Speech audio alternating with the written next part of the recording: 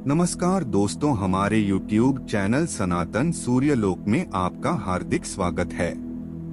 चरणामृत का महत्व। इसीलिए चरणामृत लेकर कभी भी सिर पर हाथ नहीं फेरना चाहिए। चरणामृत का अर्थ होता है भगवान के चरणों का अमृत। इन दोनों पेय पदार्थ को ग्रहण करने से व्यक्ति के भीतर सकारात्मक भावों की उत्पत्ति होती है। पंचामृत का मतलब 5 पवित्र खाद्य पदार्थ से मिलकर बना एक शुद्ध पेय। वहीं चरणामृत भगवान विष्णु के चरणों के जल को कहते हैं। अक्सर जब हम मंदिर जाते हैं तो पंडित जी हमें भगवान का चरणामृत देते हैं। क्या कभी हमने ये जानने की कोशिश की कि चरणामृत का क्या महत्व है? शास्त्रों में कहा गया है, अकाल मृत्यु हरणं सर्व व्याधि विनाशन, विष्णु पादोदकं पीत्वा पुनर्जन्म न विद्यते। अर्थात भगवान विष्णु के चरण का अमृत रूपी जल समस्त पाप व्याधियों का शमन करने वाला है तथा औषधि के समान है। जो चरणामृत पीता है उसका पुनः जन्म नहीं होता। जल तब तक जल ही रहता है जब तक भगवान के चरणों से नहीं लगता। जैसे ही भगवान के चरणों से लगा तो अमृत रूप हो गया और चरणामृत बन जाता है। जब भगवान का वामन अवतार हुआ और वे राजा बलि की यज्ञशाला में दान लेने गए, तब उन्होंने 3 पग में 3 लोक नाप लिए। जब उन्होंने पहले पग में नीचे के लोक नाप लिए और दूसरे में ऊपर के लोक नापने लगे, तो जैसे ही ब्रह्मा लोक में उनका चरण गया तो ब्रह्मा जी ने अपने कमंडलू में से जल लेकर भगवान के चरण धोए और फिर चरणामृत को वापस अपने कमंडल में रख लिया। वह चरणामृत गंगा जी बन गई, जो आज भी सारी दुनिया के पापों को धोती है।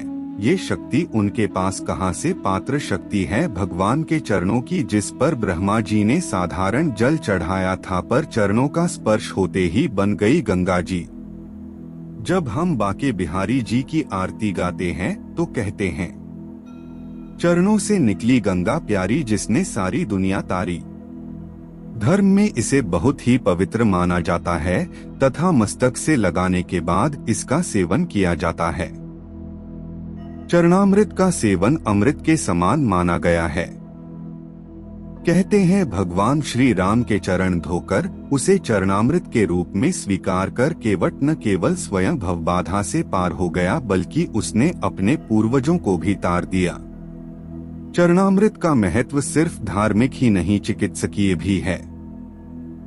चरणामृत का जल हमेशा तांबे के पात्र में रखा जाता है। आयुर्वेदिक मतानुसार तांबे के पात्र में अनेक रोगों को नष्ट करने की शक्ति होती है, जो उसमें रखे जल में आ जाती है। उस जल का सेवन करने से शरीर में रोगों से लड़ने की क्षमता पैदा हो जाती है तथा रोग नहीं होते। इसमें तुलसी के पत्ते डालने की परंपरा भी है, जिससे इस जल की रोगनाशक क्षमता और भी बढ़ जाती है। तुलसी के पत्ते पर जल इतने परिमाण में होना चाहिए कि सरसों का दाना उसमें डूब जाए। ऐसा माना जाता है कि तुलसी चरणामृत लेने से मेधा, बुद्धि, स्मरण शक्ति को बढ़ाता है। इसीलिए यह मान्यता है कि भगवान का चरणामृत औषधि के समान है। यदि उसमें तुलसी पत्र भी मिला दिया जाए तो उसके औषधीय गुणों में और भी वृद्धि हो जाती है। कहते हैं सीधे हाथ में तुलसी चरणामृत ग्रहण करने से हर शुभ का या अच्छे काम का जल्द परिणाम मिलता है। इसीलिए चरणामृत हमेशा सीधे हाथ से लेना चाहिए। लेकिन चरणामृत लेने के बाद अधिकतर लोगों की आदत होती है कि वे अपना हाथ सिर पर फेरते हैं। चरणामृत लेने के बाद सिर पर हाथ रखना सही है या नहीं, यह बहुत कम लोग जानते हैं। दरअसल शास्त्रों के अनुसार चरणामृत लेकर सिर पर हाथ रखना अच्छा नहीं माना जाता है। कहते हैं इससे विचारों में सकारात्मकता नहीं बल्कि नकारात्मकता बढ़ती है। इसीलिए चरणामृत लेकर कभी भी सिर पर हाथ नहीं फेरना चाहिए।